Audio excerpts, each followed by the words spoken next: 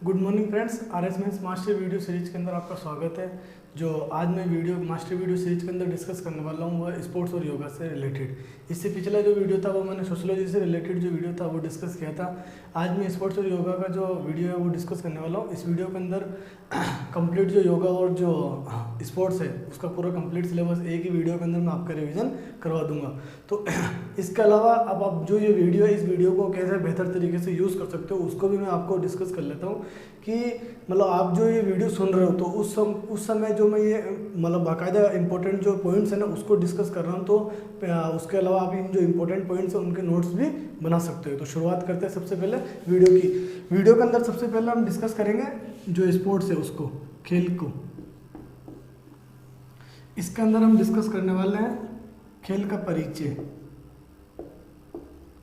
परिचय के अलावा इसका इतिहास के अलावा जो स्पोर्ट्स का प्रकार क्या है, कितने प्रकार के स्पोर्ट्स है वो। इसके अलावा इसमें हम देखेंगे इसका खेल का महत्व के अलावा महत्व के दो या फिर लाभ के दो कि इसके क्या लाभ है। इसके अलावा हम देखेंगे प्रमुख संस्थान।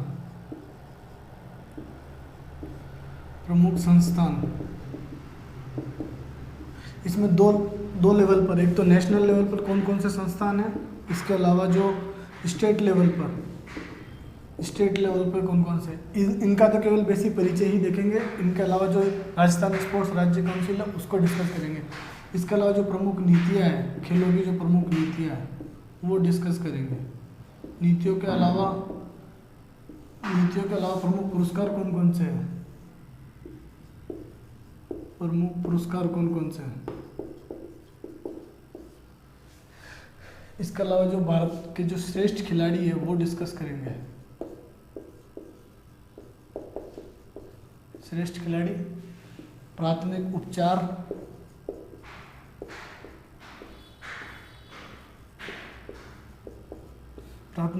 और ओलंपिक और पैरा ओलंपिक में जो भारतीय खिलाड़ियों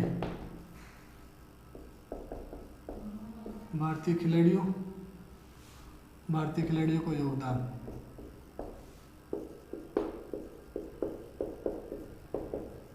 ये सारे एक ही मतलब मैंने पूरा फ्रेम उसको स्पोर्ट्स को सारे जो पूरा जो स्पोर्ट्स से रिलेटेड सिलेबस है उसको पूरा एक में ही मैंने कवर कर दिया। ये सारे इतने जो पॉइंट्स हैं सिलेबस इसके अंदर कवर है और सारों को मैंने बाकायदा एक जो फॉर्मेट के अंदर आपके लिए जो फॉर्मेट्स सजाया है। तो सबसे पहले इसके अंदर हम डिस्कस कर लेते हैं इसका परिचय क्या है कि स्पोर्ट्स का जो है वो परिचय क्या है। स्पोर्ट्स जो शब्द है ना वो उसका जो खेल शब्द है उसका अंग्रेजी रूपांतरण स्पोर्ट्स है।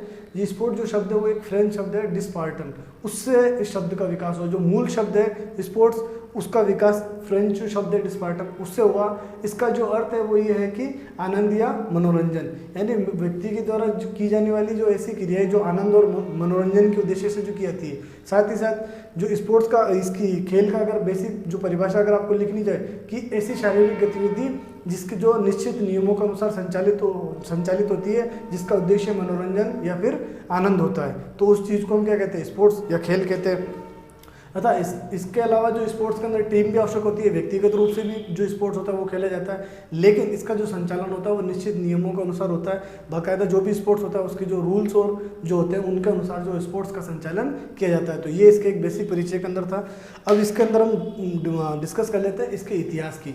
इतिहास में जो आप जो पॉइंट है ना वो पॉइंट मैं बता रहा हूँ उसको आप नोट भी कर सकते हो। जैसे सिंधु घाटी सभ्यता, अभी सिंधु घाटी सभ्यता के अंदर भी स्पोर्ट्स जो है वो खेला जाता।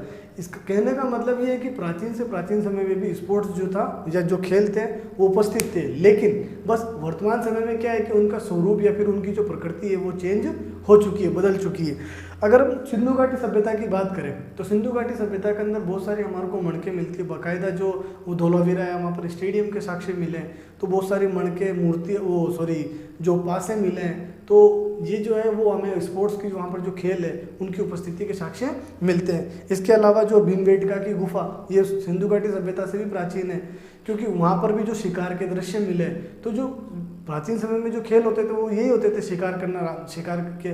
तो वो जो शिकार के दृश्य है वो भीमबेटका के अंदर हमें मिलते हैं। तो इसका कहने का मतलब है कि प्राचीन से प्राचीन समय में भी जो स्पोर्ट्स है उनकी उपस्थिति थी। इसके अलावा रामायण और महाभारत काल है, रामायण और महाभारत काल के अंदर भी स्पोर्ट्स की उपस्थिति थी।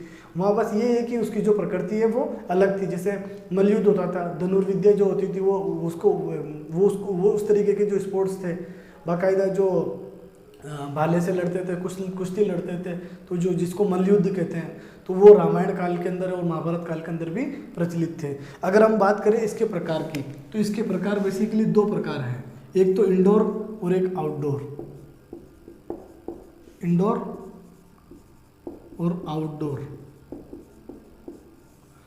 इंडोर गेम और आउटडोर गेम्स। इंडोर गेम्स वो होते हैं जो किसी 4 दीवारी के भीतर जो गेम खेले जाते हैं उनको इंडोर गेम्स कहते हैं। इंडोर गेम्स के अंदर जैसे लूडो हो गया, ताश हो गया, ये सांप सीढ़ी हो गया, कैरम हो गया, ये इंडोर गेम्स के अंदर आते हैं।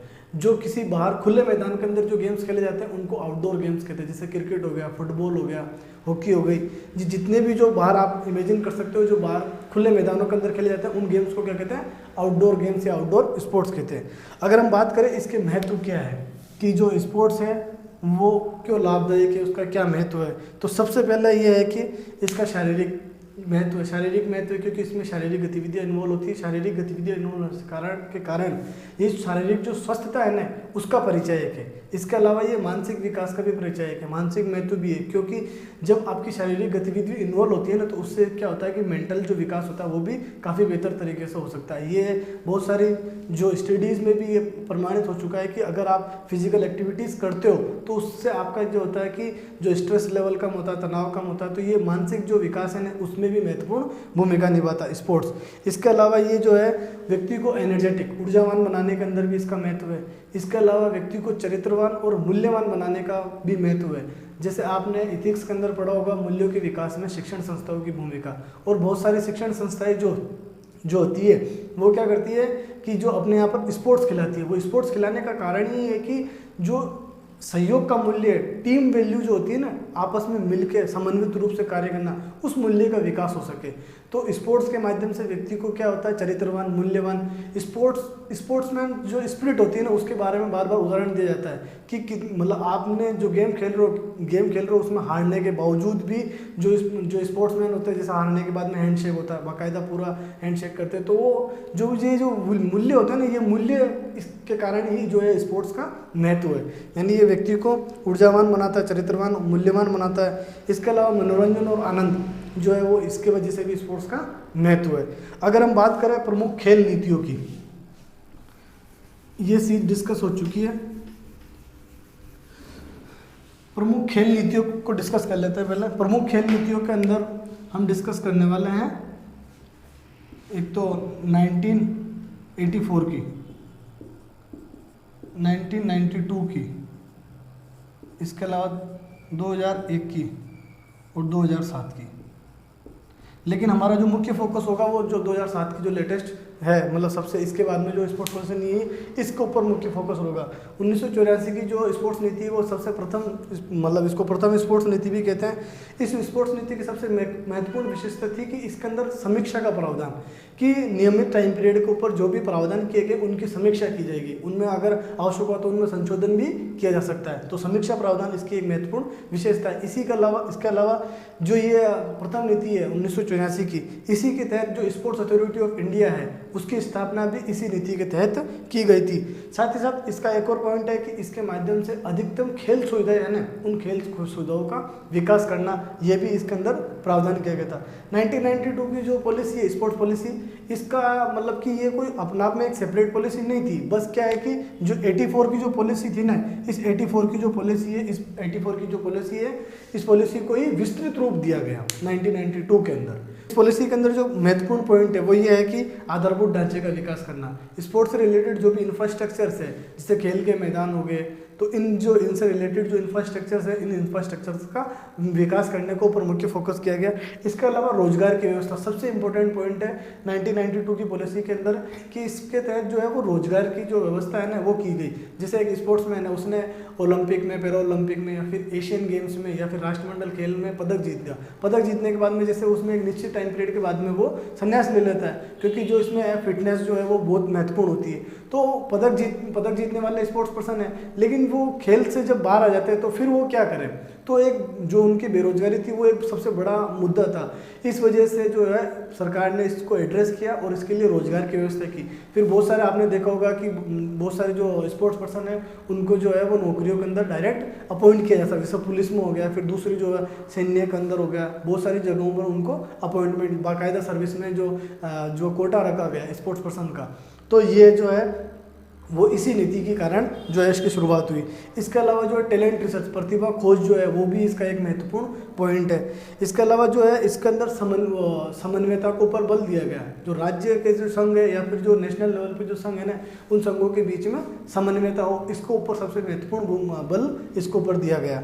नेक्स्ट जो इसमें खेल नीति है वो 2001 की खेल नीति। 2001 की खेल नीति के अंदर क्या क्या पॉइंट है वो देख लेते हैं। इसके अंदर भी जो है वो खेल के जो आधार है ना, उस खेल के आधार को बढ़ाने के ऊपर बल दिया गया। यानी जो स्पोर्ट्स है वो केवल शहरों तक सीमित नहीं रहे, उसको गाँव में भी, जो गाँव के जो क्षेत्र है गाँव में भी उसको जो है उसका जो आधार है वो बढ़ाया जाए, ताकि जो है स्पोर्ट्स की जो भागीदारी है वो ग्रामीण क्षेत्र के युवाओं की भी उसके अंदर भागीदारी हो सके।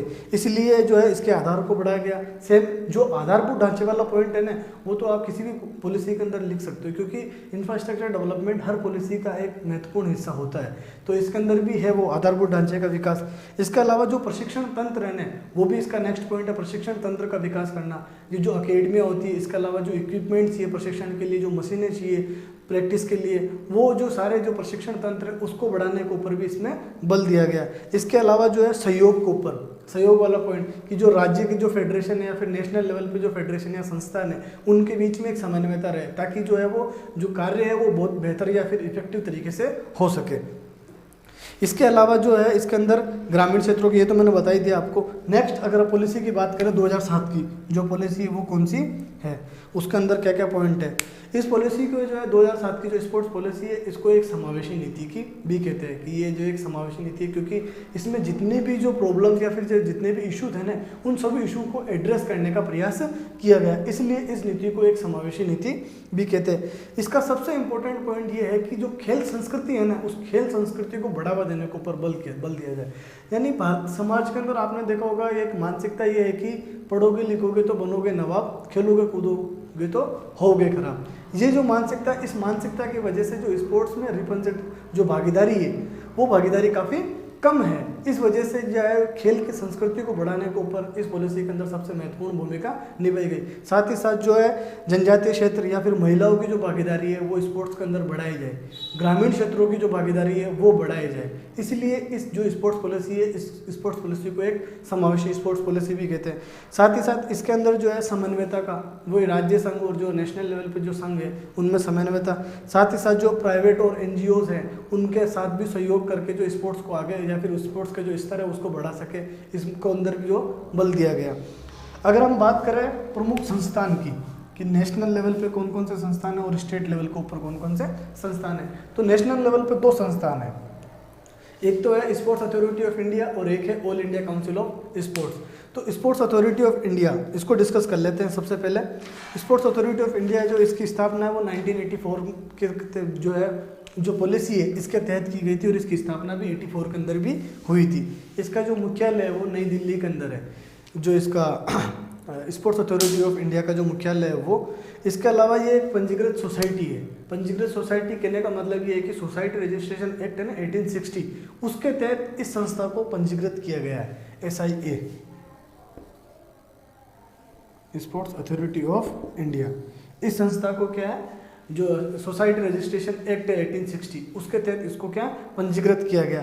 नेक्स्ट इसके अंदर पॉइंट है कि ये एक स्वायत्त संस्था है। स्वायत्त संस्था का मतलब ये है कि जो ये डिसीजन लेती है वो डिसीजन किसी और नहीं, स्वतंत्र रूप से डिसीजन ले सकती है, इसलिए इस संस्था को स्वायत्त संस्था कहते हैं। इसका जो अध्यक्ष है वो PM है, प्रधानमंत्री जो है माननीय वो इसके अध्यक्ष होते हैं। इसका उपाध्यक्ष जो खेल मंत्री होते हैं, जो खेल मंत्री इसके उपाध्यक्ष होते हैं। अगर इसके सदस्यों की बात करें तो इसमें दिल्ली के जो राज्यपाल है वो जो है वो इसका सदस्य होता है। साथ ही साथ उपराज्यपाल कहते हैं उनको। इसके अलावा ओलंपिक परिषद का जो अध्यक्ष है वो इसका सदस्य होता है। 3 MP जो करंट में 3 सांसद है वो इसके सदस्य होते हैं। इसके अलावा इसके अंदर वाणिज्य और उद्योग मंत्रालय के जो सदस्य है वो भी इसके सदस्य होते हैं और 3 इसके अंदर वरिष्ठ खेल खिलाड़ी जो है वो इसके सदस्य है। अगली संस्था है all India council of sports. All India council of sports, इस संस्था को डिस्कस कर लेते हैं। ये संस्था है जो अभी लेटेस्ट संस्था है, इसकी स्थापना जो 19 अक्टूबर 2015 को की गई थी। इसके जो अध्यक्ष है वो वीके मल्होत्रा वर्तमान में इसके अध्यक्ष है। इस संगठन का जो उद्देश्य है ना वो सबसे महत्वपूर्ण है कि खेलों का एक तो स्तर बढ़ाना या फिर खेलों के विकास में महत्वपूर्ण भूमिका निभाती है ये संस्था। इसके कार्य अगर हम बात करें तो इसके कार्य ये है कि युवाओं के अंदर खेलों का विकास करना, जो अशांत क्षेत्र, जो मतलब कि हिंसाग्रस्त क्षेत्र या फिर अशांत क्षेत्र है, जैसे नक्सलवादी क्षेत्र हो गया, फिर जम्मू कश्मीर वाले रीजन हो गए, उन क्षेत्रों के अंदर जो है स्पोर्ट्स की फैसिलिटी डेवलप करना या फिर स्पोर्ट्स का विकास करना इस संस्था का महत्वपूर्ण कार्य है। इसके अलावा जो है वो यौन शोषण है, स्पोर्ट्स के जो संस्थान है या फिर स्पोर्ट्स में उसको रोकना, डोपिंग को रोकना, ये जो है इस संस्था के महत्वपूर्ण कार्य। इसके अलावा वुमन, SC ST है, उनके अंदर जो खेलों की भागीदारी है वो बढ़ाना। अगर इसके जो संगठन है, इस संगठन के अगर सदस्यों की बात करें तो इसके अंदर है 4 तो इसके जो MP वर्तमान के अंदर जो MP होते हैं सांसद, वो इसके सदस्य होते हैं। खेल जो वरिष्ठ खेल हस्तियाँ होती है वो इसके सदस्य होते हैं। जो प्रशिक्षक है, कोचेज है, वो इसके सदस्य होते हैं। स्पोर्ट्स एडमिनिस्ट्रेटर वो इसके सदस्य की पात्रता रखते हैं। इसके अलावा स्पोर्ट्स अथॉरिटी का महानिर्देशक है वो इसका सदस्य होता है। इसके अलावा कॉर्पोरेट और NGOs के भी कुछ सदस्य इसके अंदर शामिल होते हैं इस संस्था के अंदर। जो सबसे इम्पोर्टेंट संस्था है वो स्टेट लेवल के ऊपर उसको डिस्कस कर लेते हैं, वो है Rajasthan state sports council, Rajasthan राज्य क्रीड़ा परिषद जो है ये संस्था, ये हमारे सिलेबस के अंदर स्पष्ट रूप से मेंशन है, तो ये हमारे लिए ज़्यादा इंपॉर्टेंट संस्था है। इसके अगर गठन की बात करें तो 1957 यानी 1957 के अंदर ये संस्था स्थापित हुई थी। ये भी एक पंजीकृत संस्था है। पंजीकृत संस्था जो नेशनल लेवल पे जो पंजीकृत है ना, उसको सोसाइटी रजिस्ट्रेशन एक्ट 1860 के तहत पंजीकृत किया था। लेकिन ये जो संस्था है वो राजस्थान संस्था पंजीकरण अधिनियम 1958 उसके तहत इस संस्था का पंजीकरण किया गया था। इसके अगर संगठन की बात करें तो इसका जो संरक्षक है वो राज्यपाल, इसके जो उप संरक्षक है वो CM जो होते हैं वो उप संरक्षक होते हैं। इसके जो अध्यक्ष है, इसके जो प्रथम अध्यक्ष थे वो VG कानेटकर थे, लेकिन वर्तमान में जो इसका अध्यक्ष है वो भास्कर ए सामंत। इससे पहले जो है वो JC मेहती थे, वो वर्तमान में नहीं है। वर्तमान में भास्कर ए सामंत जो है वो इसके अध्यक्ष हैं। अगर इसके सदस्य की बात करें तो 12 सदस्य, इसके अलावा जो है इसमें पदेन सदस्य भी होते हैं। मैंने जो स्पोर्ट्स और योगा के जो वीडियो बनाए थे उस वीडियो के अंदर मैंने डिस्कस किया था कि पदेन सदस्य क्या होते हैं। तो इसमें मैं आपसे एक क्वेश्चन है कि पदेन सदस्य क्या होते हैं, वो मैं यहाँ पर डिस्कस नहीं कर रहा हूँ, वो कमेंट सेक्शन में लिख के बताइए कि पदेन सदस्य किन्हें कहते हैं। पदेन सदस्य जो एक्स ऑफिशियो मेंबर होते हैं वो क्या होते हैं, उनको किन्हें कहते हैं एक्स ऑफिशियो मेंबर, तो जरूर ये इस क्वेश्चन का आंसर दीजिए। इसके अलावा अगर इसके कार्य की बात करें तो ये प्रशिक्षण शिविरों का आयोजन करती है। ग्रीष्म काल में, शीतकाल के अंदर अलग अलग स्थानों के ऊपर जो है वो प्रशिक्षण शिविरों का आयोजन करती है। इसके अलावा ये आवासीय प्रशिक्षण शिविर का आयोजन करती है। आवासीय प्रशिक्षण शिविर जो आयोजन होता है उसके अंदर मुख्य फोकस होता है जनजातीय क्षेत्र के अंदर, जैसे डूंगरपुर हो गया, बांसवाड़ा हो गया, प्रतापगढ़। इन रीजन्स के अंदर क्या होता है कि ये जनजातीय क्षेत्र है, वहीं पर ही उनको जो है प्रशिक्षण की सुविधा उपलब्ध की जा सके, क्योंकि वो दूसरे क्षेत्र के अंदर जाके प्रशिक्षण नहीं ले पाते। इस वजह से क्या है कि उनको उनके जो आवास होता है वहीं पर ही प्रशिक्षण दिया जाता है, ताकि जो जनजातीय प्रतिभा है उसको इन्हेंस किया जा सके, उसको बढ़ाया जा सके। इसके अलावा ये जो है वो जिला खेलकूद प्रशिक्षण केंद्र है उसकी भी स्थापना करती है, ताकि जो जिला लेवल पे जो खिलाड़ी है उनको जो है स्पोर्ट्स की जो फैसिलिटी मिल सके, उनको स्पोर्ट्स की जो ट्रेनिंग मिल सके, ताकि जो खेल की जो है विकास हो सके। तो ये जिला खेलकूद प्रशिक्षण केंद्र है उसकी भी स्थापना करती है। तो ये इंपॉर्टेंट थी राजस्थान स्टेट स्पोर्ट्स काउंसिल। अब हम इसके अलावा डिस्कस करने वाले हैं प्रमुख संस्थान हो गया, प्रमुख नीतियाँ हो गई, प्रमुख पुरस्कार कि कौन कौन से जो पुरस्कार है वो हम डिस्कस करेंगे इसके अंदर। प्रमुख पुरस्कार के अंदर हम डिस्कस करेंगे अर्जुन पुरस्कार, इसके अलावा द्रोणाचार्य पुरस्कार के अलावा राजीव गांधी पुरस्कार, इसके अलावा ध्यानचंद पुरस्कार, महाराणा प्रताप पुरस्कार और गुरु विशिष्ट पुरस्कार। तो सबसे पहले हम डिस्कस कर लेते हैं अर्जुन पुरस्कार। हम डिस्कस कर रहे हैं पुरस्कार के अंदर अर्जुन पुरस्कार। तो पुरस्कारों के अंदर जो चीज़ें पढ़ने की वो मैं आपको बता देता हूँ। एक तो पुरस्कारों का बेसिक परिचय देख लीजिए, कब शुरू हुआ, क्यों, कौन कौन सी उसमें सन के अंदर इसकी शुरुआत हुई, कौन देता है और उसके अंदर क्या क्या मिलता है खिलाड़ियों को, वो चीज़ है परिचय के अंदर। इसके अलावा जो इसकी पात्रता क्या है, पात्रता को भी आप डिस्कस कर सकते हैं। इसके अलावा इसके अंदर जो है कौन कौन से श्रेणियों के अंदर ये दिया जाता है उस चीज़ को भी डिस्कस कर सकते हैं, डिस्कस करेंगे। इसके अलावा इसके अंदर डिस्कस करेंगे कि 2018 के अंदर ये जो अवार्ड है वो किन किन खिलाड़ियों को दिया गया था। तो शुरुआत करते हैं सबसे पहले अर्जुन पुरस्कार की। अर्जुन पुरस्कार का सबसे पहले जो है वो परिचय देखते हैं। अर्जुन पुरस्कार, तो अर्जुन पुरस्कार के अंदर जो है इसके परिचय की बात करें तो ये 1961 है। 1961 के अंदर अर्जुन पुरस्कार की शुरुआत हुई थी। ये अर्जुन पुरस्कार दिए जाने लगे। ये खेल मंत्रालय के द्वारा दिया जाता है। इस पुरस्कार के अंदर 5 लाख रुपए और इसके अलावा अर्जुन की मूर्ति, ब्लेजर में कोट और टाई, ये जो दिया जाता है। ये मरणोपरांत भी दिया जा सकता है। इसके अलावा ये दोबारा नहीं दिया जाता। सबसे इंपॉर्टेंट चीज़ है, दोबारा ये पुरस्कार नहीं दिया जाता, एक ही बार दिया जा सकता है। इसके अलावा अगर इसमें बात करें तो ये 29 अगस्त को जो खेल दिवस मनाया जाता है मेजर ध्यानचंद की याद में, उसको ये मतलब सारे जो स्पोर्ट्स अवार्ड है वो मेनली 29 अगस्त को जो खेल दिवस है उसी को अवसर पे दिया जाता है। पात्रता की इसकी बात करें तो इसमें 4 साल का प्रदर्शन जो है वो कंसीडर किया जाता है कि 4 साल तक उस खिलाड़ी ने क्या प्रदर्शन किया। लेकिन जिस साल उसको अवार्ड दिया जाता है उस साल उसने उत्कृष्ट प्रदर्शन किया होता है, तब वो उस पात्रता को पूरी करता है। यानी जिस साल अर्जुन पुरस्कार मिलता है उस साल उस खिलाड़ी का उत्कृष्ट प्रदर्शन है तो उसको अर्जुन पुरस्कार दिया जाता है। अगर श्रेणियों की बात करें तो ये ओलंपिक के अंदर भी दिया जाता है, पैरा ओलंपिक में भी दिया जाता है, वर्ल्ड कप में जो है उसके में जीतने वाले हैं उनको वर्ल्ड चैंपियनशिप के अंदर, इसके अलावा जो एशियन गेम्स है, कॉमनवेल्थ गेम्स है, इसके अलावा जो क्रिकेट है और स्वदेशी खेल है, उन सब खेलों के अंदर ये जो है ये अवार्ड दिया जाता है। जितनी भी सारी श्रेणियाँ मैंने डिस्कस कर ली। इसके अलावा जो है चयन समितियाँ होती है कि ये पुरस्कार जो देने वाले होते हैं ना, उसमें चयन खिलाड़ियों को चयन करने के लिए चयन समिति होती है। तो जो अर्जुन पुरस्कार की जो चयन समिति है उसके अंदर 12 सदस्य हैं। 12 सदस्यों के अंदर उसके सदस्य डिस्कस कर लेते हैं, क्योंकि वो पूछ सकते हैं क्वेश्चंस की कितने सदस्य कहाँ से कौन से फील्ड के होते हैं। तो एक इसके अंदर अध्यक्ष होता है, 4 इसके अंदर जो है वो एमिनेंट स्पोर्ट्स पर्सन यानी वरिष्ठ खेल हस्तियाँ होती है, 3 इसके अंदर एक्सपर्ट्स होते हैं, 4 खिलाड़ी जो है वो मतलब 4 खिलाड़ी नहीं, 4 जो सदस्य है वो अलग अलग क्षेत्र के। एक तो इसके अंदर खेल मंत्रालय का प्रतिनिधि होता है, एक जो स्पोर्ट्स अथॉरिटी ऑफ इंडिया है उसका प्रतिनिधि होता है, इसके अलावा एक इसमें वरिष्ठ पैरा खिलाड़ी होता है, और एक जो होता है वो जो स्पोर्ट्स एडमिनिस्ट्रेटर यानी जो खेल जो प्रशासक होता है ना, वो इसका सदस्य होता है। तो इस प्रकार से 12 सदस्यीय चयन समिति जो है अर्जुन पुरस्कार जो उसकी चयन समिति है, 12 सदस्यीय चयन समिति। इसके अलावा इसके अंदर बात करें तो 2018 के अंदर कौन कौन से खिलाड़ियों को दिया गया, तो ये तो लिस्ट है, मैं बता देता हूँ। एथलेटिक्स के अंदर नीरज चोपड़ा को, इसके अलावा जिन जॉनसन को दिया गया, जिन जॉनसन को, हिमा दास को। एथलेटिक्स के अंदर, क्रिकेट के अंदर स्मृति मंदाना को, बैडमिंटन के अंदर नीलाकुर्ती सिक्की रेड्डी को, हॉकी के अंदर मनप्रीत सिंह को और सविता को, पोलो के अंदर रवि सिंह को, शूटिंग के अंदर साई नरबोत को, अंकुर मित्तल को और श्रेयसी सिंह को, गोल्फ के अंदर शुभंकर शर्मा, मुक्केबाज में सतीश कुमार, टेबल टेनिस के अंदर मनिका बत्रा और जी साथियान। इसके अलावा इसके अंदर जो है वो टेनिस के अंदर ही जो है वो रोहन बोपन्ना को दिया गया, कुश्ती के अंदर सुमित को और वुशु के अंदर पूजा काद्यान को, और पैरा एथलेटिक्स के अंदर अंकुर धामा और मनोज सरकार को। तो ये तो इसमें जो नाम है इनमें समझाने वाली कुछ बात नहीं है, ये तो आप खुद भी लिस्ट देख सकते हो। नेक्स्ट जो पुरस्कार डिस्कस करते हैं वो डिस्कस करते हैं द्रोणाचार्य पुरस्कार। द्रोणाचार्य जो पुरस्कार है वो कब दिया जाता है? द्रोणाचार्य पुरस्कार की जो शुरुआत हुई 1985 से ये पुरस्कार दिया जा रहा है। ये पुरस्कार सेम खेल मंत्रालय को दिया जा रहा है। अच्छा, ये पुरस्कार जो है वो कोचिस को दिया जाता है, अर्जुन पुरस्कार जो है वो खिलाड़ियों को दिया जाता है। ये एक सबसे बड़ा अंतर है इसके अंदर। बाकी इसमें पुरस्कार राशि भी सेम ही है, 5 लाख रुपए ब्लेजर में कोट जो है वो भी जो इसकी जो खेल दिवस का अवसर दिया जाता है, मरणोपरांत भी दिया जा सकता है, लेकिन दोबारा नहीं दिया जा सकता है।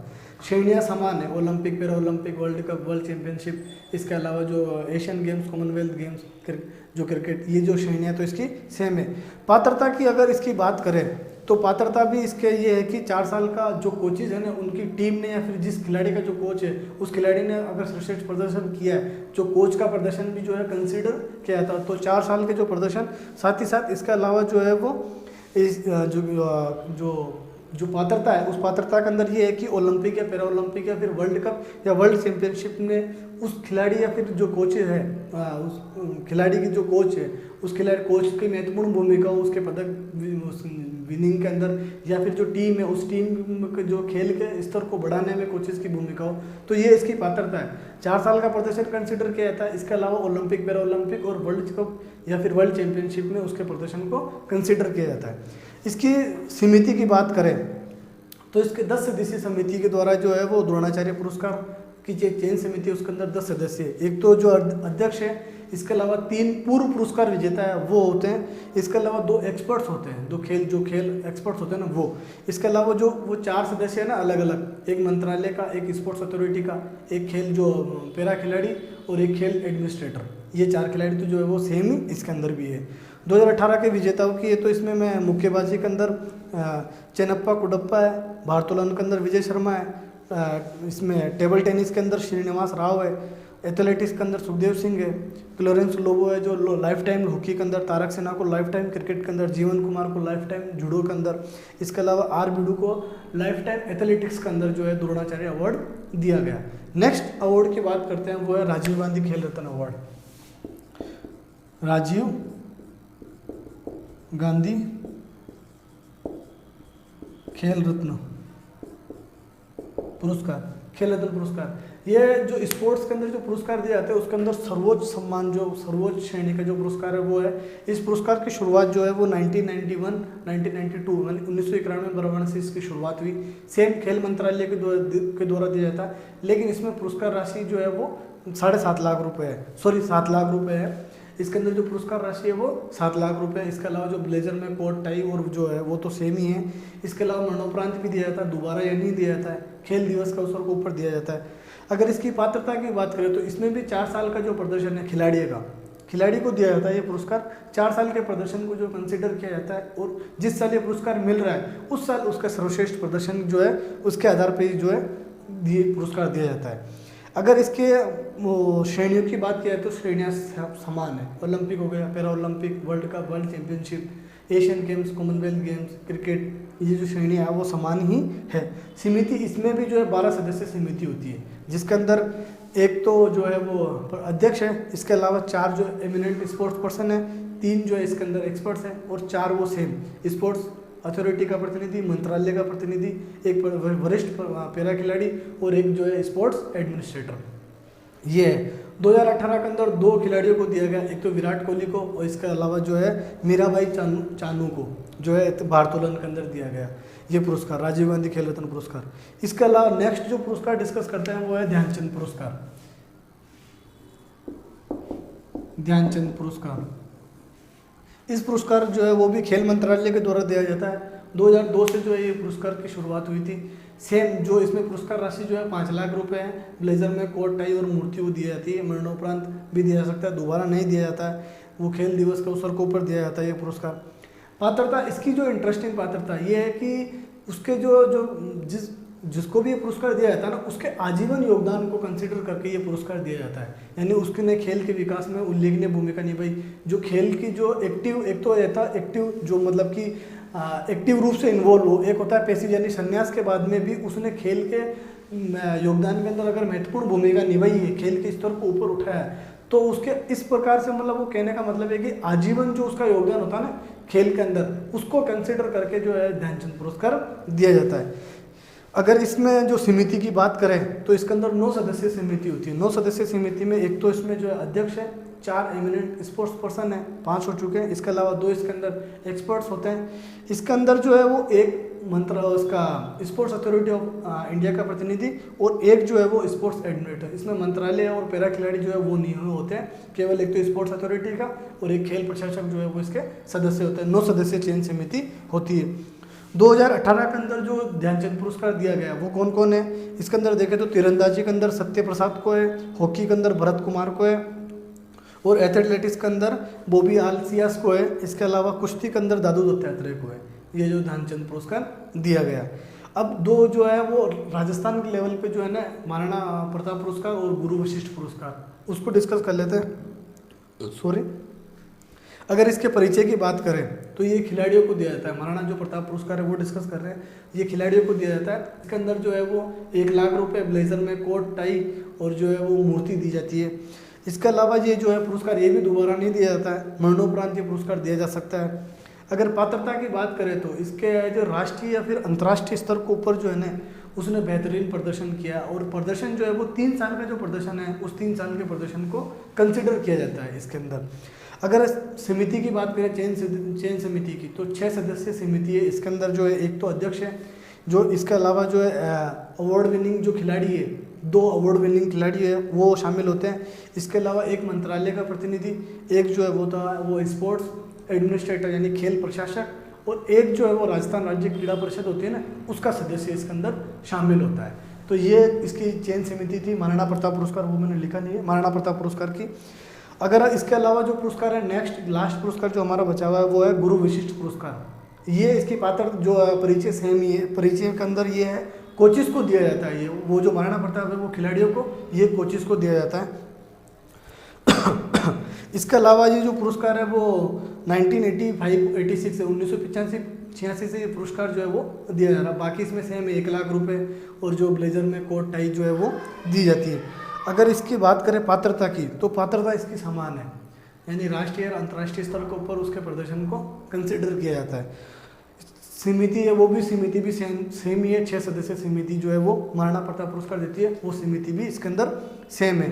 तो हमने डिस्कस कर लिया है इसके अंदर, पुरस्कार भी डिस्कस कर लिया, नीतियाँ भी डिस्कस कर ली है और संस्थान भी डिस्कस कर लिया। अब हम डिस्कस कर लेते हैं इसके अंदर जो है प्राथमिक उपचार। प्राथमिक उपचार डिस्कस कर लेते हैं, फिर श्रेष्ठ खिलाड़ी, फिर ओलंपिक के अंदर जो खिलाड़ी है ना वो डिस्कस कर लेंगे। तो प्राथमिक उपचार के अंदर हम जो क्या क्या चीज़ें पढ़ने वाले हैं वो डिस्कस कर लेते हैं। प्राथमिक उपचार, फिर श्रेष्ठ खिलाड़ी। प्राथमिक उपचार का सबसे पहले देख लेते हैं परिचय। प्राथमिक उपचार,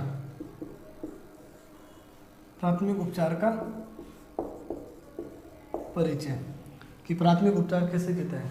प्राथमिक उपचार का जो अगर हम बात करें तो प्राथमिक उपचार वो है किसी भी मतलब ऐसे व्यक्ति जो प्रशिक्षित या अप्रशिक्षित व्यक्ति द्वारा सीमित मात्रा में यानी सीमित संसाधनों से तात्कालिक रूप से जो उपचार दिया जाता है उसको क्या कहते हैं, प्राथमिक उपचार। यानी किसी जो व्यक्ति है वो प्रशिक्षित या अप्रशिक्षित व्यक्ति द्वारा कम से कम संसाधनों में और तात्कालिक रूप से जो उपचार दिया जाता है उसको क्या कहते हैं, प्राथमिक उपचार कहते हैं। अगर इसके उद्देश्यों की बात करें कि प्राथमिक उपचार के क्या क्या उद्देश्य हैं, तो उद्देश्यों के अंदर ये जो है तत्काल उपचार प्रोवाइड करवाना, यानी तुरंत जो है उपचार प्रोवाइड कराना, ये इसका उद्देश्य है। चोट को बढ़ने से रोकना, ये इसका एक महत्वपूर्ण उद्देश्य है कि चोट जो लगी हुई है उसको तुरंत उपचार मिलने से क्या कि जो चोट है वो बढ़े नहीं। दर्द से छुटकारा, जो खिलाड़ियों को जो दर्द है चोट के कारण उस दर्द से छुटकारा मिल सके। इसके अलावा जो है इसके अंदर चोट को दर्द से छुटकारा, जीवन रक्षक, जीवन रक्षक जो है वो कभी कभी जो प्राथमिक उपचार है वो इसकी इतनी महत्वपूर्ण भूमिका है कि ये जीवन रक्षक के तौर पे भी काम करता है। इसके अलावा प्राथमिक उपचार का जो एक महत्वपूर्ण उद्देश्य ये है कि जागरूकता को बढ़ाना, यानी कि जो खिलाड़ी को चोट लगती है उस चोट से वो बच सके। इस वजह से भी इसकी एक महत्वपूर्ण उद्देश्य है कि जागरूकता को बढ़ाना। अगर हम बात करें कि चोट के प्रकार, अच्छा प्राथमिक उपचार में आपको है ना बेसिकली जो स्पोर्ट्स से रिलेटेड प्राथमिक उपचार है ना उसको ऊपर आपको फोकस करना है, क्योंकि हमारे स्पोर्ट्स और योगा के अंदर जो प्राथमिक उपचार दिया हुआ वो स्पोर्ट्स से रिलेटेड है। प्राथमिक उपचार तो अन्य अन्य क्षेत्रों के भी हो सकते हैं, जैसे आग लग गई, जनरली मतलब किसी भी जगह पर आग लगे तो उस समय क्या प्राथमिक उपचार हो सकते हैं। तो हमें क्या करना कि जो स्पोर्ट्स से रिलेटेड प्राथमिक उपचार है ना उसको ऊपर फोकस करना है। तो स्पोर्ट्स के अंदर जो चोट होती है ना वो कितने कितने प्रकार की होती है वो देख लेते हैं, यानी चोट के प्रकार। एक तो जो चोट होती है वो होती है त्वचा की चोट। त्वचा की चोट, त्वचा की चोट, त्वचा की चोट के अंदर क्या होता है, जैसे रगड़ना, फिलना, चीरा लगना, चीरा जो लग जाता है, इसके अलावा घाव या फिर गहरा घाव, ये त्वचा की जो चोट होती है उस श्रेणी के अंदर आती है। तो इसके क्या प्राथमिक उपचार है, तो सबसे पहले क्या होता है कि जो रक्त का प्रभाव हो, रक्त खून बह रहा उस खून को रोकना। इसके लिए क्या होता है, घाव को बाकायदा एंटीसेप्टिक से साफ करना और बाकायदा पट्टी से उसको घाव को साफ करना, एंटीसेप्टिक का यूज़ करके पट्टी करना ताकि कसकर पट्टी बांधना और खून जो है वो रुक सके। इसके अलावा इसके अंदर क्या है, बर्फ़ का सेक करना, सेक करना, ये जो पॉइंट है ये तो आपके प्राथमिक उपचार में सभी जो चोट है उनके अंदर उपयोगी है। इसके अलावा तुरंत जो है वो चिकित्सक की सलाह लेना, ये इसके अंदर बेसिक जो है वो उपचार है। अगर नेक्स्ट अगर हम बात करें तो मुलायम ऊतकों की चोट, मुलायम ऊतकों की चोट, मुलायम ऊतकों की चोट के अंदर क्या होता है, जैसे नील पड़ जाना, मोच आना या फिर खिंचाव होना, यानी जो मसल्स होते हैं ना उससे रिलेटेड जो चोट होती है ना उसको हम कहते हैं मुलायम ऊतकों की चोट। तो इसके अंदर जो है ना वो एक टेक्निक है RICE टेक्निक, इस उपचार के प्राथमिक उपचार के अंदर उसके अंदर है RICE, ये तकनीक है। तो बेसिकली इस उपचार जो मुलायम ऊतकों की चोट लगती है ना तो उसमें प्राथमिक उपचार में इस तकनीक का उपयोग किया जाता है। सबसे पहले R का मतलब है रेस्ट, यानी आराम करना। इसका आई का मतलब है आइस यानी बर्फ़ का सेक करना। इसके अलावा जो है सी का मतलब है कंप्रेस यानी दबाव डाल के देखना, ताकि गर्म पट्टी से ताकि उसको कस के बांध देना, कंप्रेस हो रहा है। इसके अलावा होता है एलिवेशन यानी उसको ऊंचाई के ऊपर रखना, जो चोट लगी हुई है उसको ऊंचाई के ऊपर रखना। ये RIC टेक्निक का जो उपयोग किया जाता है वो मुलायम उत्तकों की चोट के अंदर किया जाता है। एक है कड़े उत्तकों की चोट। नेक्स्ट जो चोट का प्रकार है वो है कड़े उत्तकों की चोट। इसको हम कहते हैं कि हड्डी की चोट भी कह सकते हैं, क्योंकि जो इसके अंदर जो कड़े उत्तकों की चोट है उसमें दो प्रकार की है। एक तो हड्डी का विस्थापन हो सकता है या फिर हड्डी टूट सकती है। तो इसके अंदर क्या क्या प्राथमिक उपचार है, या तो मतलब चोट में एक तो हड्डी टूटना या फिर हड्डी का विस्थापन होना। तो प्राथमिक उपचार है सबसे पहले खून को रोकना, और जो पट्टी इस प्रकार से खपच्ची की, अगर हड्डी फ्रैक्चर हो गई तो खपच्ची की सहायता से पट्टी को कसकर जो है वो पैर को सीधा करके बाकायदा खपच्ची की सहायता से जो है वो पट्टी बांधना, ताकि जो है वो उसको ऊपर दबाव नहीं हो, प्रेशर नहीं पड़े, और बर्फ़ का सेक करना। और इस मामले में तुरंत चिकित्सक की सलाह लेना, क्योंकि ये एक गंभीर प्रकार की चोट होती है इस वजह से। इसके अलावा नेक्स्ट जो चोट है वो है जोड़ों की चोट। जितने भी हमारे शरीर पे जो जोड़ होते हैं ना, जॉइंट्स होते हैं, उन जॉइंट्स पे जो चोट लगती है उसको कहते हैं हम जोड़ों की चोट। जिसमें कंधे की चोट हो गई, या फिर जो कलाई की चोट होती है वो घुटने की चोट, या फिर टखने की चोट। ये जो जॉइंट होते हैं उन सब चोटों को क्या कहते हैं, ये फिर जोड़ों की चोट। इसके अंदर जो प्राथमिक उपचार है वो क्या है, सबसे पहले ब्लड को रोकना, फिर पट्टी करना, एंटीसेप्टिक का उपयोग करना, पट्टी कसकर पट्टी बांधना, या फिर इसके अंदर जो है वो बर्फ़ का सेक करना। नेक्स्ट फिर इसके अलावा जो चिकित्सक की सलाह जो कॉमन है।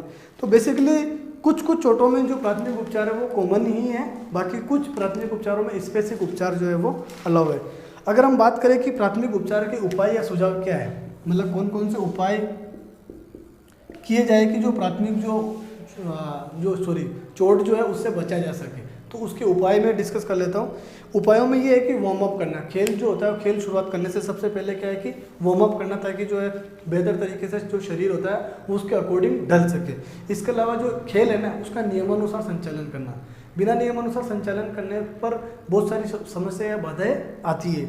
इसके अलावा मैदान जो होना चाहिए वो साफ और स्वच्छ अच्छा मैदान होना चाहिए। मान लीजिए जिस मैदान में आप गेम्स या फिर स्पोर्ट्स खेल रहे हो, तो वो मैदान के अंदर कंकड़ पत्थर या फिर कीले या फिर बहुत सारे जो ये मतलब ये चीज़ है वो मैदान स्वच्छ नहीं है, साफ नहीं है, तो चोट लगने की जो संभावना है वो काफ़ी बढ़ जाती है। यानी मैदान जो होना चाहिए वो साफ़ सुथरा या फिर अच्छा होना चाहिए, ताकि चोट जो है वो लगने से बच सके। इसके अलावा जो होता है वो सुरक्षात्मक उपकरण, जो भी स्पोर्ट्स पर्सन होता है वो सुरक्षात्मक उपकरणों का उपयोग करते हैं, जैसे हेलमेट हो गया, ग्लव्स हो गए, जो पेड़ होते हैं, ताकि जो चोट से बचा जा सके। इसके अलावा जो होता है कि बाकायदा नियमित रूप से आराम करना चाहिए, नियमित, ताकि जो है शरीर के ऊपर अत्यधिक दबाव नहीं पड़े। संतुलित आहार का जो है वो लेना चाहिए, संतुलित आहार, ताकि जो है वो शरीर जो है वो जितने भी प्रेशर से या फिर जो दबाव है उसको सोख सके, बेहतर तरीके से एनर्जी मिल सके। संतुलित आहार इस वजह से भी महत्वपूर्ण है। इसके अलावा बेहतर कौशल और जो होता है टेक्निक्स होते हैं उन सब का प्रशिक्षण दिया जाना चाहिए, ताकि चोट जो है उससे बचा जा सके। ये जो है प्राथमिक उपचार के अंदर डिस्कस कर लिया, प्राथमिक उपचार का परिचय, उद्देश्य, चोट का प्रकार और उसके उपाय कौन कौन से हैं इसके अंदर। इसके अलावा अब जो नेक्स्ट हम डिस्कस कर लेते हैं वो है श्रेष्ठ खिलाड़ी। कौन कौन से श्रेष्ठ खिलाड़ी हैं वो डिस्कस कर लेते हैं। श्रेष्ठ खिलाड़ी वैसे लिखने की तो कुछ आवश्यकता है नहीं। श्रेष्ठ खिलाड़ी के अंदर मैं हर स्पोर्ट्स के जो है ना वो खिलाड़ियों के नाम बता देता हूँ आपको, और उनके अवार्ड, बेसिक परिचय। इसमें कुछ समझाने वाला तो कुछ है नहीं। जैसे क्रिकेट के अंदर है तो क्रिकेट के अंदर आप सचिन तेंदुलकर, सौरव गांगुली, अनिल कुंबले, इसके अलावा जो है महेंद्र सिंह धोनी और विराट कोहली। और वुमेंस क्रिकेट के अंदर मिताली राज या फिर झूलन गोस्वामी, इनको आप पढ़ सकते हो। अगर सचिन तेंदुलकर की बात करें तो इनको कौन कौन से अवार्ड मिल सके, आपको पता है वनडे और टेस्ट में इनके सर्वाधिक रन है, सर्वाधिक शतक है। लेकिन अवार्ड, अर्जुन अवार्ड विनिंग है, राजीव गांधी खेल रत्न अवार्ड विनिंग है, पद्मश्री और पद्म विभूषण इनको मिला हुआ है। इसके अलावा भारत रत्न अवार्ड मिला हुआ है इनको। और महेंद्र सिंह धोनी है, ये कैप्टन कूल 2007 के अंदर जो T20 वर्ल्ड कप है उसमें टीम का नेतृत्व किया। 2011 वर्ल्ड कप में उस समय भी इन्होंने टीम का नेतृत्व किया। और इनको जो कौन कौन से अवार्ड मिले हुए हैं, अवार्ड की अगर बात करें महेंद्र सिंह धोनी तो राजीव गांधी खेल रत्न अवार्ड मिला हुआ है, पद्मश्री और पद्म भूषण अवार्ड इनको दिया जा चुका है। विराट कोहली जो वर्तमान समय में जो तीनों फॉर्मेट है, T20, वनडे और टेस्ट, उन तीनों के अंदर ये जो टीम का नेतृत्व ये कप्तान है, इनको अर्जुन अवार्ड मिल चुका है। राजीव गांधी खेल रत्न अवार्ड जो अभी हाल ही में 2018 में मिला है। इसके अलावा इनको पद्मश्री अवार्ड भी दिया जा चुका है। और इसके अलावा सौरव गांगुली की बात करें तो इन्होंने 2003 के अंदर जो वर्ल्ड कप के अंदर जो टीम का नेतृत्व किया था, बंगाल टाइगर के नाम से ये फेमस है और ये भारतीय टीम के कप्तान रह चुके हैं और वेस्ट बंगाल इनका जन्म स्थान है। तो इस प्रकार से इनके जो बेसिक परिचय आप खिलाड़ियों का जो है वो देख लेना, क्योंकि इसमें समझाने वाला नहीं है। मैं हर स्पोर्ट्स में खिलाड़ियों के नाम आपको बता देता हूँ। कुश्ती के अंदर आप योगेश्वर दत्त है, उनको पढ़ लेना, या सुशील कुमार है, उसको आप देख लेना। इसके अलावा गीता बबीता और साक्षी मलिक, इनको आप देख लेना। कुश्ती के अंदर मुक्केबाजी के अंदर आप मेरी कॉम को और विजेंद्र सिंह को जरूर देख लेना। शतरंज के अंदर विश्वनाथ आनंद जो है उनको आप इंपॉर्टेंट रूप से देख लेना। इनके अवार्ड में डिस्कस कर लेता हूँ। अर्जुन अवार्ड इनको मिला है, राजीव गांधी खेल रत्न अवार्ड इनको मिला है। इसके अलावा पद्मश्री, पद्म भूषण और पद्म विभूषण, ये अवार्ड भी इनको दिए गए हैं। निशानेबाजी के अंदर राज्यवर्धन सिंह राठौड़ है, अभिनव बिंद्रा है और गगन नारंग है। इन तीनों को तो आप डिस्कस कर ही लेना, क्योंकि ये श्रेष्ठ खिलाड़ी है। इसके अलावा जो है हॉकी के अंदर मेजर ध्यानचंद और धनराज पिल्ले, इनको आप पढ़ लेना। फुटबॉल के अंदर भाईचंद भूटिया और सुनील खत्री को आप देख लेना।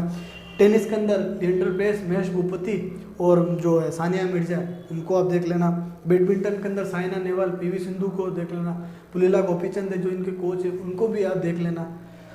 और इसके अलावा जो है एथलेटिक्स के अंदर मिल्खा सिंह, पीटी उषा और अंजुम बेबी जॉर्ज, वो एथलेटिक्स के अंदर देख लेना। जो करंट में कोई एथलेटिक्स जो जिनको अवार्ड दिए गए उनके बारे में भी आप देख लेना। अब इसके अंदर तो स्पोर्ट्स से रिलेटेड जो सारे टॉपिक थे वो तो मैंने डिस्कस कर लिए। अब हम डिस्कस कर लेते हैं अच्छा सॉरी, एक टॉपिक बचा हुआ है, वो है ओलंपिक या फिर पैरा ओलंपिक के अंदर भारतीय खिलाड़ियों का योगदान। अभी वो टॉपिक छूट जाता, वो टॉपिक डिस्कस कर लेते हैं।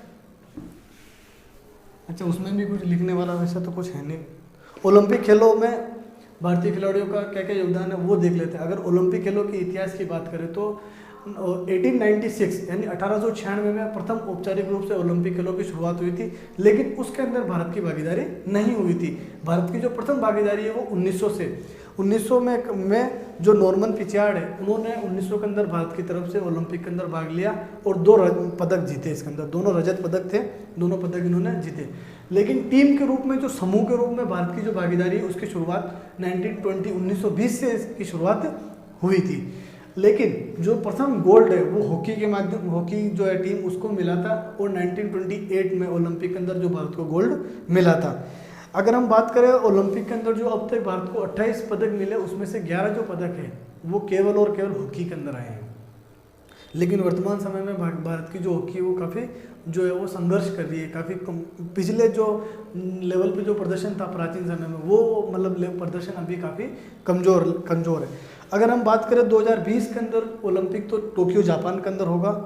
इसके अलावा जो पिछला ओलंपिक है 2016 का रियो ओलंपिक, उसको देख लेते हैं। इसके अंदर 114 खिलाड़ियों के समूह ने भाग लिया था और जो 15 प्रकार के जो खेल होता है उन खेलों के अंदर खिलाड़ियों की भागीदारी रही थी। लेकिन पदक तो सिर्फ 2 ही आए। ध्वज की बात करें तो ध्वज का जो शुभारंभ है वो अभिनव बिंद्रा ने किया था और ध्वज का जो समापन है वो साक्षी मलिक ने किया था।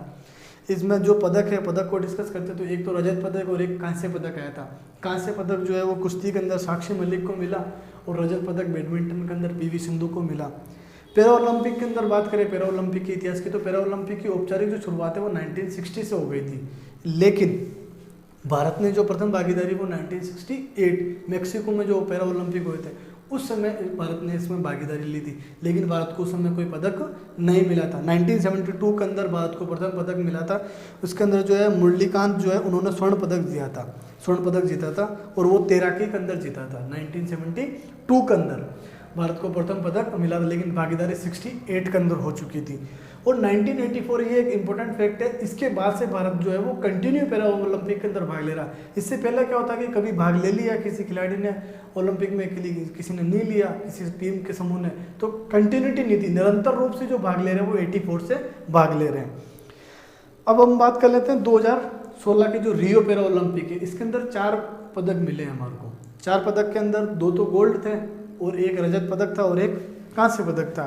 तो 2 गोल्ड पदक जो स्वर्ण पदक है उसके अंदर जो है देवेंद्र झाझरिया जो राजस्थान के हैं उन्होंने भाला फेंक के अंदर। इसके अलावा जो है मरियप्पन थंगावेलु, इनको ऊंची कूद के अंदर जो है वो स्वर्ण पदक मिला था। लेकिन रजत पदक दीपा मलिक को मिला था। साक्षी मलिक है उधर ओलंपिक में, इधर दीपा मलिक है, कंफ्यूज मत होना। और ये गोला फेंक के अंदर इनको रजत पदक मिला था। वरुण सिंह, इनको भी कहाँ से पदक मिला, लेकिन इनको भी किस में मिला, ऊंची कूद के अंदर इनको पदक मिला। तो 2016 के लिए रियो पहला ओलंपिक का जो बेसिक परिचय था वो मैंने आपको दे दिया। तो स्पोर्ट्स से रिलेटेड जो सारे जो टॉपिक्स थे जो आपके सिलेबस में है वो तो मैंने डिस्कस कर लिए। अब केवल आपकी जो बचा हुआ है वो है सकारात्मक जीवन पद्धति यानी योगा। योगा के अंदर हम क्या क्या डिस्कस करने वाले हैं वो यहाँ पर कर लेते हैं।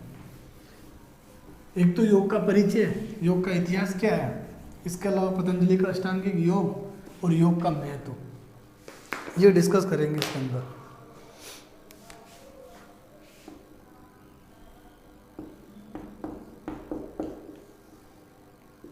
सबसे पहले देख लेते हैं इसका परिचय कि योग का परिचय किसे कहते हैं।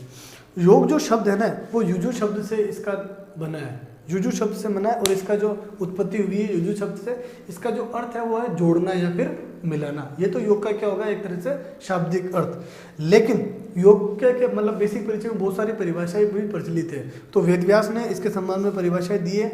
वेदव्यास ने कहा है कि योग एक समाधि है, मतलब केवल दो ही शब्दों की परिभाषा है, योग समाधि है। गीता के में भी जो योग की परिभाषा मिलती है वो है कार्यों की कुशलता ही योग है, यानी कर्मस्यु कौशलम, कार्यों की कुशलता ही योग है।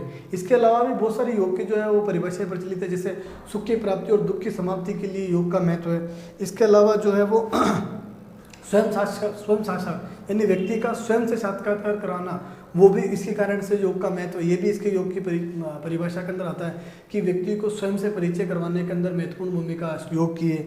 इसके अलावा तन मन और जो वो प्राण है, इसके उच्चतम लेवल पर संतुलन की प्राप्ति योग के माध्यम से ही की जा सकती है। तो ये इसके एक बेसिक परिचय का था। लेकिन साथ ही साथ जो है वो डिस्कस कर लेते हैं योग दिवस को। अच्छा, एक परिभाषा इसमें और ये है कि आत्मा का परमात्मा से मिलन, उसमें भी भूमिका होती है योग की। योग यानी आत्मा का परमात्मा से मिलन यानी मोक्ष की जो प्राप्ति होती है, उसमें भी योग की जो भूमिका है, वो जो समाधि जो पतंजलि का अष्टांगिक योग है ना, उसमें लास्ट जो है वो समाधि है।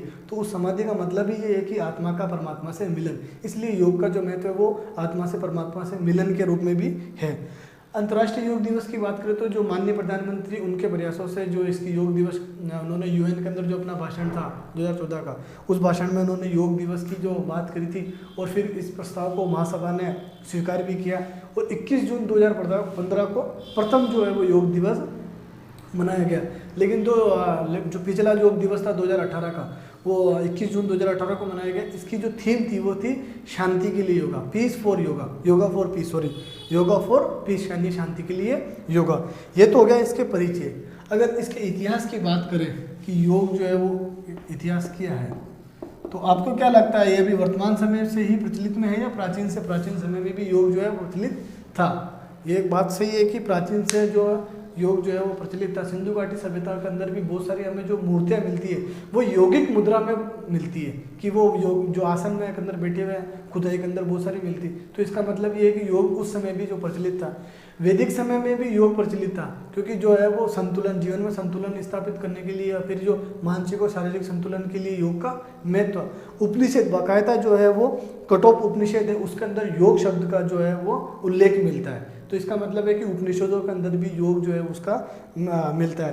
रामायण और गीता है, इसके अंदर भी योगों का उल्लेख मिलता है। बाकायदा जो जैन और बौद्ध ग्रंथ है उनमें भी जो योगिक क्रियाएं हैं उनका वर्णन मिलता है। तो योग जो है वो प्राचीन समय से भी चला आ रहा है। मध्यकाल के अंदर अगर हम बात करें योग की, तो जो नाथ संप्रदाय है वो एक उनका जो है हठ योग काफ़ी प्रचलित था। तो मध्यकाल में भी जो है योग प्रचलित था।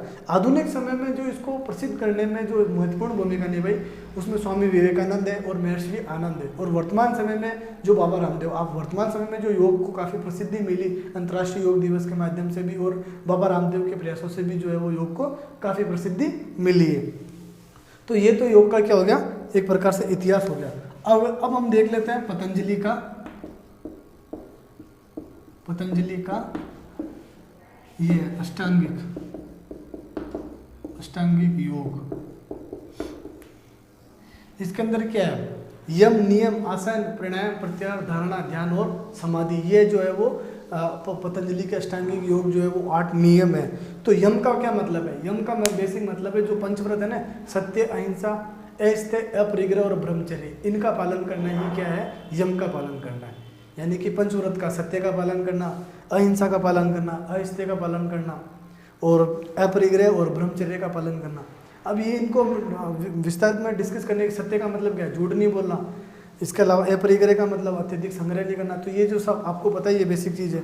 इसके अलावा अगर नियम की बात करें तो नियम का मतलब है कि सोच, यानी शुद्धता से कि सोच। इसके अलावा इसके अंदर संतोष, मनुष्य को संतोष रखना चाहिए, वो उसका जो नियम से जुड़े हुए क्या क्या नियम है उनका पालन करना चाहिए, यानी सोच और शुद्धता का पालन करना चाहिए। जो है वो संतोष है उसका पालन करना चाहिए। स्वाध्याय यानी वेदों का स्वाध्याय जो अध्ययन है उनको करना चाहिए, ये नियम है। आसन का मतलब है कि आसन का मतलब है स्थिर सुखम आसनम, यानी शांतिपूर्ण तरीके से स्थिर रूप से बैठना ही आसन है। इसके अलावा आसन का मतलब है शारीरिक और मानसिक जो है वो स्थायित्व या फिर आनंद की प्राप्ति के लिए भी जो है वो आसन का महत्व, ये तो इसका परिचय है। आसन के अगर जितने भी जो आसन आप देखते हो ना, मरकट आसन, ताड़ासन, हलासन, ये सब आसन को आप देख लेना, और जो भी आपको इंपॉर्टेंट आसन लगे ना उसके क्या लाभ है वो कॉमन लाभ मैं यहाँ पे डिस्कस करने वाला हूँ। लेकिन जो आसन है ना वो सारे आसन को मुख्य रूप से 3 प्रकार के अंदर डिवाइड किया जाता है। तो इसमें पहला प्रकार वो है संवर्धनात्मक आसन। दूसरा इसका जो प्रकार है वो है विश्रामात्मक आसन। इसके अलावा जो तीसरा इसका प्रकार है वो ध्यानात्मक आसन। जितने भी ये जो आसन है ना इन तीनों प्रकारों के अंदर वो शामिल है। इसके अलावा अगर हम बात करें लाभ की कि आसन के क्या क्या लाभ है, तो आसन के अंदर जो है वो अस्थियाँ और जो जोड़ है ना वो मजबूत होते हैं। मनुष्य जितनी भी जो जोड़ होते हैं, जॉइंट्स होते हैं, वो आसन करने से काफ़ी स्ट्रोंग होते हैं। इसके अलावा जो रक्त प्रवाह है बेहतर जो है वो ब्लड सर्कुलेशन, यानी रक्त प्रवाह बेहतर होता है आसन के माध्यम से।